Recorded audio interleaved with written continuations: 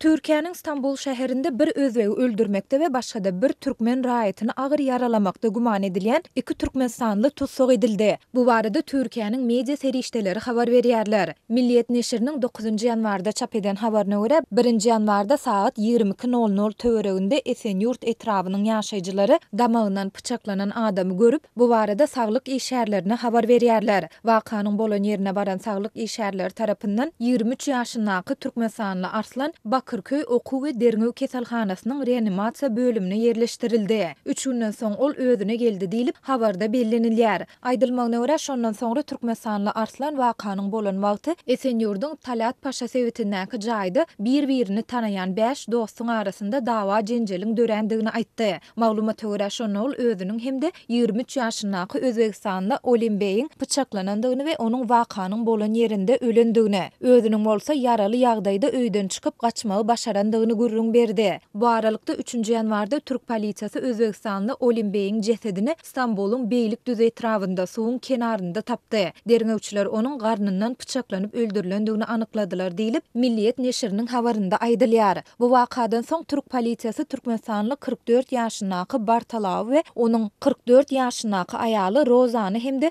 35 ýaşyndaky Özbegistanly Jamaly tutsak etdi. Şondan soňra soragy çekilen şüpheliler Olimbeýi öldürendiklerini we Arslany agyr yaralandyklaryny boyun aldylar. Şüphelilerin wakanyň bolan güni Bartalawyň özbek we türkmen raýatlaryny pyçaklandygyny, onuň aýalynyň we beýleki özbek raýatynyň oňa kömek edendigini gürrüň berendigi anyklandy. Şeýle dolaryň Olimbeýiň jesedini zir-dibil dökülýän çelege goýup, jaýdan 200 metr çemesi uzakdaky kanala zyňandyklaryny aýdandygy hem tasdiklandy. Jesediň kanaldan beýlik düzündäki kenara çenli akyp gidendigi çaklanylýar diýilip habarda aýdylýar. Türk media serişdelerinde şüphelilerin 8 ýanwarda sud öňüne çykarlandygy we şondan soňra türme iýerlendigi hem bellenilýär. Adatlyk radiosynyň bu barada Esenyurt etrap polisiýasynyň kommentari almak synanşyklary häzirlikçe netije bermedi. Bellep geçdik bu Türkiýedäki türkmenstanlylar bilen ilteşikli soňky 10 güne goloý wagtyň dowamyna çykan 3-nji habardyr. Soňky ýyllarda Türkmenstanda dowam edýän ykdysady kynçylyklar bilen baglykda Adatlyk radiosynyň yerli habarçylarynyň aýtmagyna görä daşary ýurtlara zähmet migrasiýasyna gidýän türkmenstanlary has köp görse bolýar.